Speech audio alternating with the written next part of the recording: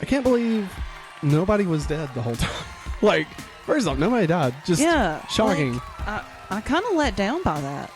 I mean, I'm okay. I was. I'm okay that nobody died. Like, that's fine. Like, if that's whatever.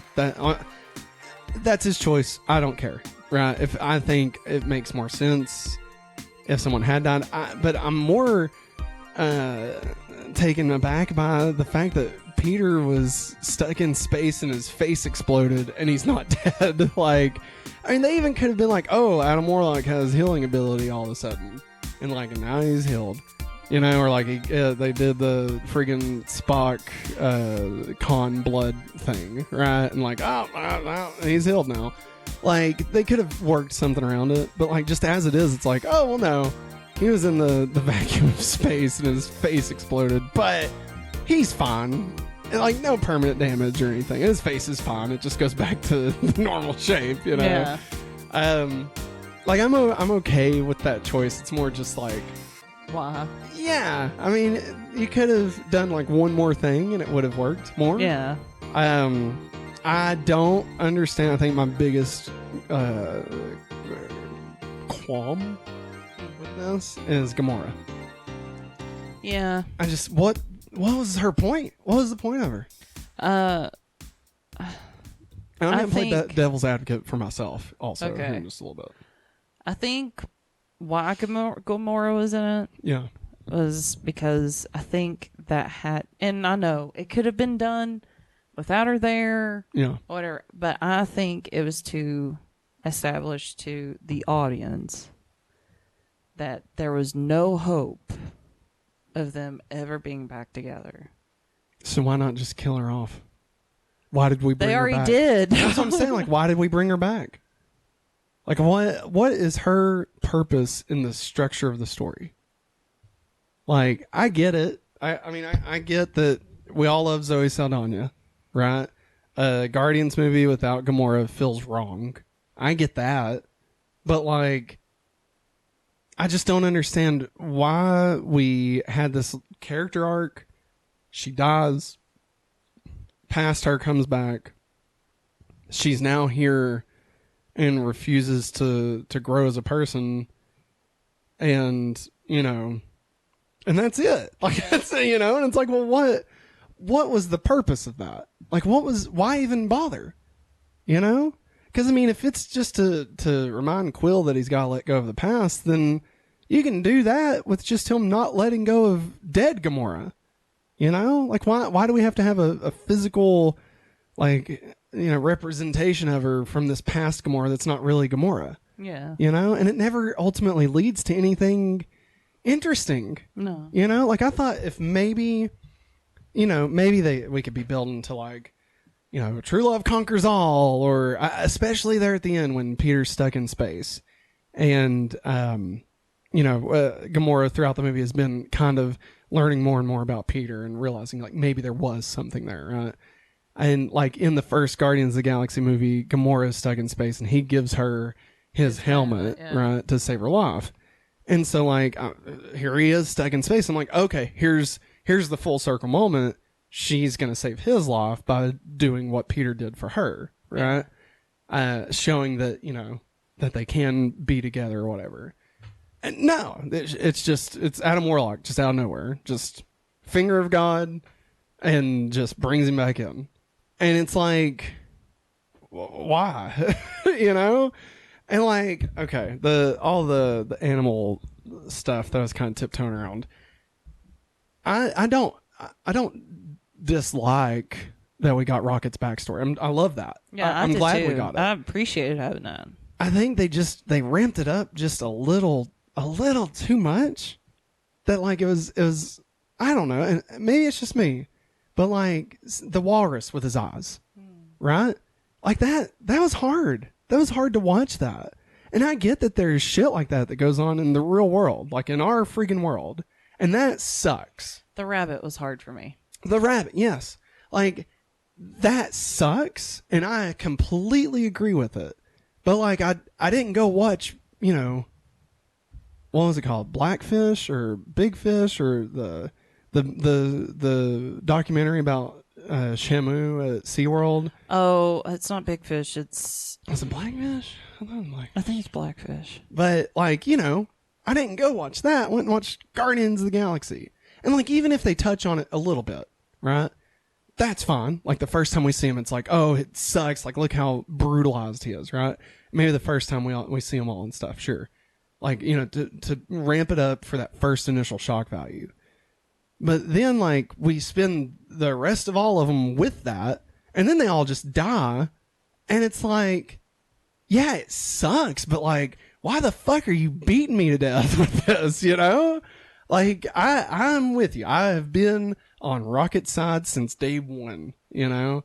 I don't really need to be beat to death with this grief stick. Yeah. You know, like, you already got me. Yeah. And so, like, that was a bit much for me. I kind of referenced the fact that, you know, the plot of this movie is so low stakes. Like I said, the plot of the first one, they're saving the galaxy from Ronan. Part of the second one, they're saving the universe from Ego. The plot of the third one, they're taking Rocket to the hospital. And that's it. That's the whole thing. And like, I agree. Like, that's a good story, but this is how you're wrapping up this huge cosmic story of Guardians of the Galaxy is with taking Rocket to the vet. Like, it's just a little too much. Like, it's a little too little, you know? And so you mix that with Gamora that ultimately goes nowhere. You mix that with just the choices. Like, I mean, let's think of the set pieces. The Flesh Planet. Like, yeah, that's an interesting idea. That's not a 20-minute idea. You know? I didn't need to spend 20 minutes on that. Like, that's a fun, we went through the portal, we're stuck on this planet for a minute while we get gas, and now we're leaving, right? Yeah. That's a fun cutaway gag, right? That's not a 20-minute segment of the movie with, like, deep interpersonal connections made. You know what I mean? Like, it was just a lot. And, like, again, getting to the devil's advocate against myself. I think a lot of, and just kind of looking over it, like, what the fuck was the point? Right? What is the point of this? What is he trying to say? What is this movie trying to convey? Right? And where I landed was that basically there's a triangle of characters. You got, on one side, you've got Rocket, and on the other side, you got Peter. And both of them are on opposite ends of the holding on to their past spectrum. And so you've got Rocket, who refuses to deal with his past and is constantly running from his past. And you got Peter, who can't let go of his past with Gamora. And so you have both of these characters just kind of stuck in a state of arrested development because they refuse to acknowledge the truth of the past, right? Whether that's holding on to it and it doesn't exist, or whether that's not dealing with it at all, right? And so both of those stories are intersecting while using the high evolutionary, the tip of the triangle, as a cautionary tale for the two characters. So his whole thing, trying to build a perfect society, right? He refuses to learn that he needs to stop, and it ultimately destroys him, probably. We don't know that whether he's dead or not, but let's just say he's dead. God, it's gonna be like a freaking episode of Dragon Ball Z. No, the villains die. Yeah. I mean, hopefully he's dead, but it's fine. We didn't see body. For the sake of this story, for this plot, for what James Gunn wrote, he's dead. So that's what we're trying to see, right? And I think that there's something to be said about the fact that they both had to die before they could move on, right? They had to kill that piece of themselves so that they could grow as a person. Yeah. And so, like, they've been stuck in these spots, and it's starting to degrade them as people, right? Like, it's making them less than who they are, who they could be, right? Because you don't just stop growing, you start dying. You know, like a plant, when it gets stuck, it's not like it just stays perfect. Like, it starts wilting if you don't give it the room that it needs to sprout and prosper, right? So I think that's what we're kind of talking about here. And when I mentioned, if James Gunn is trying to do that in a meta way by saying we've held the Guardians too close, in the MCU, and we've not really let them sprout and grow. And because of that, this movie is kind of a not as good as it should have been movie. And is that his meta way of proving the point of the movie by not letting it be the best version of itself? So that's a thought. But then they both had to die so they could move on. Rocket has to deal with the past, which he does with the High Evolutionary when he kills him. And Peter, when he finally is able to move on, is when the future, or at the very least the present, saves him, which is Adam Warlock. And it's not one of the previous Guardians that he's known. It's not anybody that he's even aware of. It's Adam Warlock that saves his life, which is a brand new thing that was not a part of the good old days of the Guardians of the Galaxy, right? And so I think that's kind of what we're building to, right? Rocket learns to accept himself. Rocket learns to forgive himself, and he is able to take over the Guardians of the Galaxy. Peter is able to move on and actually go back to Earth and explore his roots and do whatever the fuck he's gonna do on Earth. I have no idea, but he's able to make peace and amends with that, right? And so I get all of these very fundamental things that he's saying. I just still don't think I liked it. That's the thing is it's still, at the end of the day, the action wasn't as good, the comedy wasn't as good, the everything felt more like what was it? I was watching a TikTok, and I think it was the guys that make South Park, and they were saying that the writing should never be this happens and this happens. It should be this happens, therefore this happens. There should be a causality between everything. And to me, it just almost felt like he knew he wanted to get to the flesh planet. He knew he wanted to get to the High Evolutionary. He knew he wanted to get to freeing all the animals, right? And how can we get there? And as opposed to the story just telling itself. And I don't know, starting the movie off with Creep, just one of the most depressing songs, it's a great song. Mm-hmm. But compare that to Mr. Blue Sky, Mm-hmm. And that's where I feel like we're in the breakup level of this. And even especially the ending with Florence and the Machine. That song's not a happy song. It tricks you into thinking it's happy. But it's not. Exactly. And so you're almost thinking is this actually everything that we've seen and seeing our people grow? Is that actually really not good? Are we supposed to, is he playing mind games with us where we're supposed to think that they've grown as people and that that's a good thing, and that's why they're celebrating and dancing and stuff? We see drags dancing, right? But the song is actually about letting love destroy you, right? I mean, you could say it's about domestic abuse, but it's basically about a relationship that is not a good relationship, right? And that even though it feels good at times, if you stay in that, it's gonna kill you. And so, that's one take on it anyway. So is he trying to subconsciously tell us that everything that they're doing is actually not good? That Peter should have never went back to Earth? That the Mantis should have never left and should have stayed with Drax? That having all these kids there is not going to be good? That Rocket continuing the Guardians is not a good thing? I don't know. Or is that what he's saying, and the fact that the Guardians of the Galaxy itself is a codependent family, and if they stay in this group called the Guardians of the Galaxy, that they will all end up miserable and destroyed because none of them will be able to grow and become the actual heroes and people that they can be. And again, if that's the case, that's great. I feel it maybe was just a hair too subtle, and you're telling us more than showing us. It feels more like The Matrix Reloaded than The Matrix, where it's we're we're just going to throw a lot of deep thought on this, but like there's not a whole lot of deep thought to it, you know?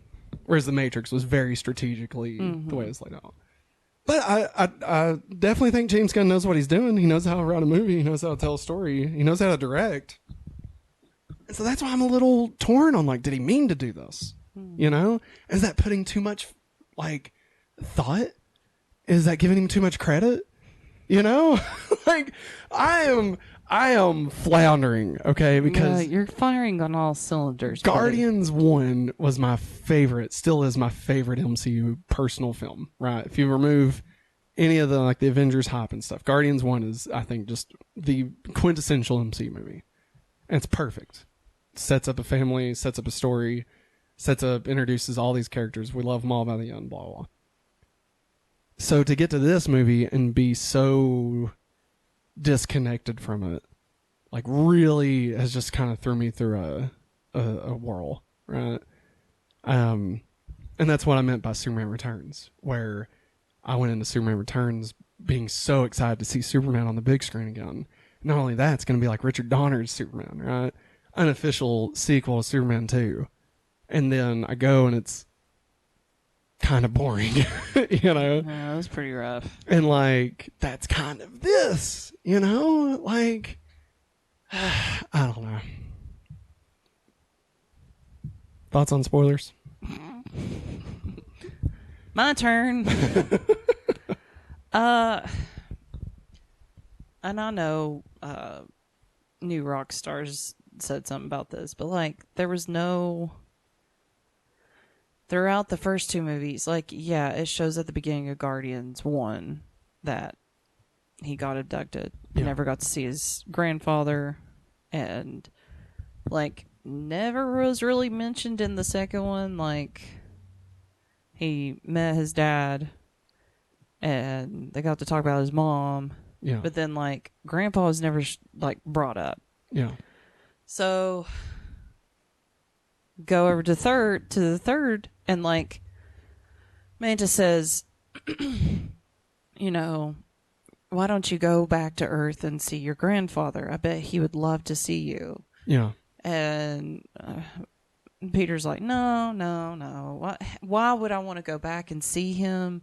He last time I saw him, he was yelling at me right after my yelling at me, trying to and took me out of the hospital room. And Mantis was defending the grandfather and saying, you know, he was trying to protect you, because he didn't want to see you see death. Basically, she doesn't say that point blank, but that's what it was. Yeah. And she said, and then you got abducted by the Ravengers, and you never saw each other again. Yeah. And, like, that's brought up, but, like, it's never touched on more throughout the movie, you know? Yeah. And, like, I like the fact that he got to see his grandfather. Yeah. But I still feel like there's no... Why? no connection. Yeah. Like, it's a good scene, but, like, we didn't really do anything to get there. Yeah. And that Star-Lord's going to be back. Yeah. The legendary Star-Lord. Whatever that means. I really love Cosmo. Yeah, I mean, obviously. She's the best. I meant to bring this over. I forgot his name. Kraglin? Kraglin. Yeah. Calling her a bad dog, and she said, "Take it back." Yeah. But I really enjoyed her. I wish, in a way, we could have gotten a little bit more, but yeah, I understand why. Because I guess because of the main crew, could have spent a little less time on the Flesh Planet, a little more time with Cosmo. I agree. I think I had a lot of problems with the Flesh Planet. I'm about want to say Flash. Yeah. Not in terms of its looks or anything, but like what all was happening in it.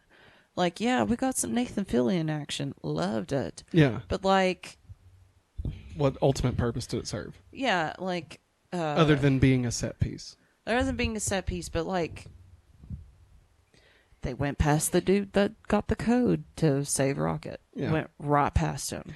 I mean, you could compare it to essentially this is the nowhere scene from the first Guardians. This is the Ravager's ship with Rocket and Yondu. Like this that is was actually entertaining. no, and that's what I'm saying. Like that's the role that this is filling for the third one, and it didn't do it. Yeah, like again, we're kind of building a lot off of reestablishing Gamora, and like if that had paid off to anything, then maybe that would have been worth it. Yeah, but it doesn't. No. And like, why is Gamora even with the Ravagers? You know? Yeah, that was never set up. And I mean, we're not dealing with like a stupid Gamora. Like, I think one of my biggest complaints about this is that, you know, when we get Gamora in Endgame, this is literally moments before the first Guardians of the Galaxy. Yeah. Like an hour. Yeah. You know? And like, for some reason, she is just completely not the same. And I know that she's grown as you know, that her character's changed and stuff. But like, I don't see the Gamora that was at the beginning of the first Guardians joining the Ravagers. I don't either. I see her more of being a lone wolf. Yeah, and she seems to be a little bit more honorable than the Ravagers. Yeah. And like this just felt like a completely different character. Yeah. And again, what's the point? You know? And again, if we get Michael Rosenbaum. Yeah, which was great. And like, again, kind of going back to it's a breakup movie. Like, I guess you could say the point of Gamora is to show that sometimes things end, and no matter how bad you want them to be like they were, they never can be. No. You know, even though Gamora is Gamora, she's not our Gamora. No. And so, like, basically a bad relationship, you know, you've broke up with somebody, now they're back in your life, and you're trying to recapture that love that you had for each other 10 years ago. And it's not going to happen. Yeah, it doesn't work. And like, sure, again, that is a parallel. It doesn't mean that it's a good story. No, you know? No. I'm really not wanting to just shit all over this. No. I don't think it's told poorly. I think just what he decided to tell just wasn't enough. Wasn't really an ending. Like, this feels like part 1 of 2, you know? Yeah. This feels like we're putting all the characters off on their own so that they can all come back together, you know, in part 2. Right? This is the Infinity War to Endgame. You know? We got to see the band fall apart so they can come back together. Like, and like right now the band fell apart and that's the end of the story. Yeah. Like, I said, there's a lot going on, and you said there's nothing also. Yeah. Adam Warlock and the gold people. Yeah. Like, what was that all about? Because I thought, oh man, the third one's going to be about them having to deal with Adam Warlock and the crazy lady. Yeah. Like, I thought that was going to be it, maybe throwing somebody else bad into it. Yeah. And I thought that was going to be it. Like, Adam Warlock, excuse me. Which, I mean, he was after Rocket, but almost like under somebody else's jurisdiction. Yeah, almost like an Ultron situation where like Wanda and what's his name? Yeah, but then they turn out to be good at the end and come around. Yeah, like maybe if it was about that, the Sovereign. I just now remember their names. Like if it was mostly about the Sovereign, and like Adam Warlock decided to turn on her, you know, like still play that part into it. Yeah. Because of how he was born too early. And like, I was a little bit iffy about it at times, but like which I didn't get to see much of the ending. Our little girl got restless towards the end. By the end, I really enjoyed that character, you know, because especially when he gets the pet, he wants to save the pet, and his mom's like, "You need to kill it." And he's like, "No, I love it." Which apparently this is like an abomination of Adam Warlock. Like, apparently Adam Warlock is a very serious, super intelligent. Yes, and like this is like a bastardization version of it. Yeah, and I think James Gunn did it on purpose. Probably. I don't know. I think he did. Like, was he forced to include? Like, I mean, a lot of this smells like Marvel forcing him to do things, but he had free reign on this. Was it not? Spider-Man 3. No, Yeah. like No, I mean, I get it. like Sam Raimi Wanted to do Vulture wanted to do Vulture. Yeah, he wanted to do certain things. or Sandman. I Yeah, guess, yeah. for the third one. He wanted to do certain things his way, And Sonny was and like, Sony's like, no, you don't need to do that. We need Venom in, and we need a cool Goblin. we need a cool Goblin. Like, we need all this plan. And he's like, I want to do a 1930s Sandman movie. And he's like, you know what? Fuck it. I'm gonna screw it all up. Pretty much. Y'all. That's what it was. And to me, in some regards, yes, James Gunn made sure that the characters that he himself got to bring to life his own way still got, I mean, in some ways, the love that they deserve. But then, like, some offside characters, I'm just like, Adam Warlock's like a big player. Yeah. I mean, I didn't know much about him before the trailer came out. Like they said, he was going to be in it in the post credit scenes of the second one. Yeah. And like the more and more, I was like, oh god, man, this dude could probably take him down. Yeah. And I was expecting this to be like an all out, action packed, free for all. Yeah. And it wasn't. Yeah.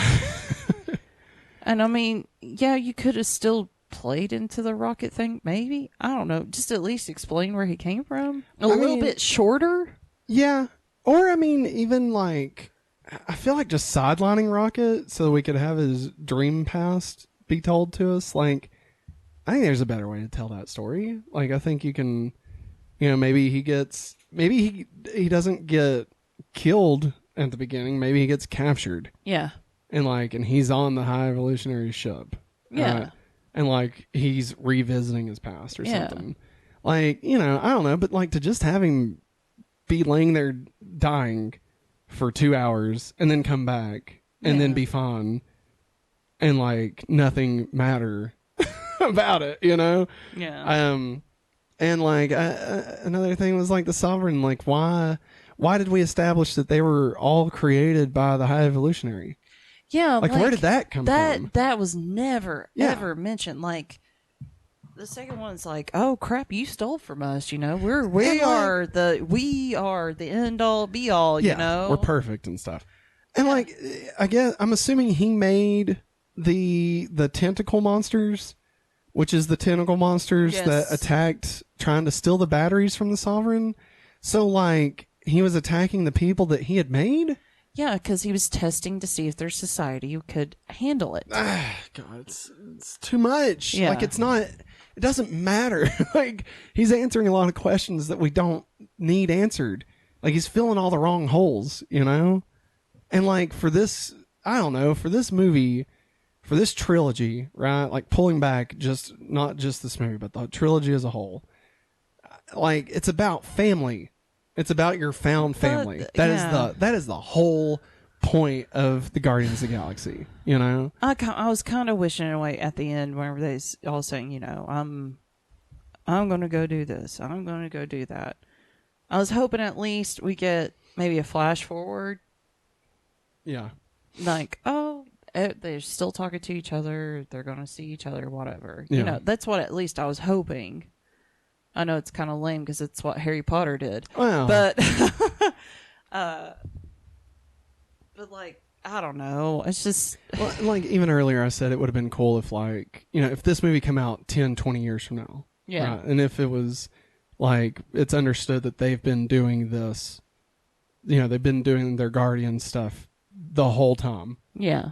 And now it's like Old Man Logan, where they're like, they're all getting crappy. They're still doing the same old. They've been stuck in this place for 20 years, like of just the same routine of we go, we stop the bad guys, we argue, we get back together, we we fight.